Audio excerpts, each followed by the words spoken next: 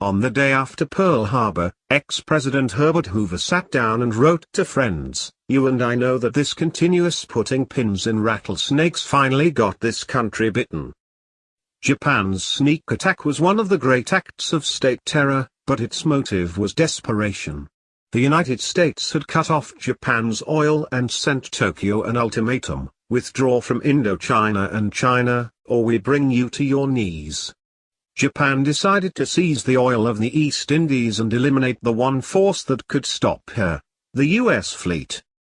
Yet, after we crushed Japan, China felt demand Indochina to Ho Chi Minh and the Khmer Rouge.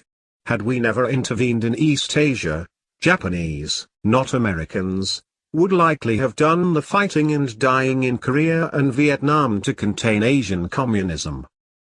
What calls to mind the phrase "putting pins in rattlesnakes" is an unsettling paper by the Cato Institute's Ivan Eland, "Does U.S. Intervention Overseas Breed Terrorism?" The Historical Record. Eland's argument: Americans are the principal targets of terrorists because of our constant meddling in foreign wars. If we do not abandon our compulsive interventionism, we will one day be subjected to an act of cataclysmic terror, with a weapon of mass destruction, perhaps nuclear. Already, we have come close. The World Trade Center bomb was designed to bring down one of those 110-story towers and kill perhaps 50,000 Americans. Had the terrorists used poison gas, they might have killed more than the 3,000 who died at Pearl Harbor. And Osama bin Laden, the rich, US-hating Saudi terrorist, reportedly has long been in the market for a nuclear weapon. Eland's empirical evidence linking US military interventions to retaliatory acts of terrorism is impressive. Consider. US Marines were sent into Lebanon to bolster a Christian regime in 1983. Result: Islamic terrorists bombed our embassy and Marine barracks, killing hundreds, and Ronald Reagan withdrew the Marines. Before 1981, Libya's Colonel Gaddafi had not targeted Americans. But Reagan sent U.S. ships and planes across his line of death in the Gulf of Sidra, shot down his jets and sank his patrol boats. Result: Gaddafi blew up La Belle nightclub in Berlin, wounding dozens of GIs. Reagan answered with airstrikes. Gaddafi retaliated with 8 acts of terrorism, by Eland's count, the most horrific being the downing of Pan Am 103. In 1992, George Bush intervened in Somalia.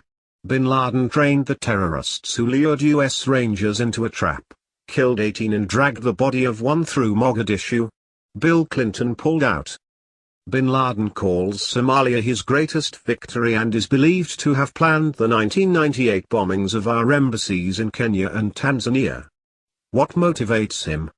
Hatred of America because of our huge military presence on Islam's sacred soil of Saudi Arabia. Robert Kennedy was murdered by a West Bank Palestinian. George Bush was targeted for assassination by Iraqis.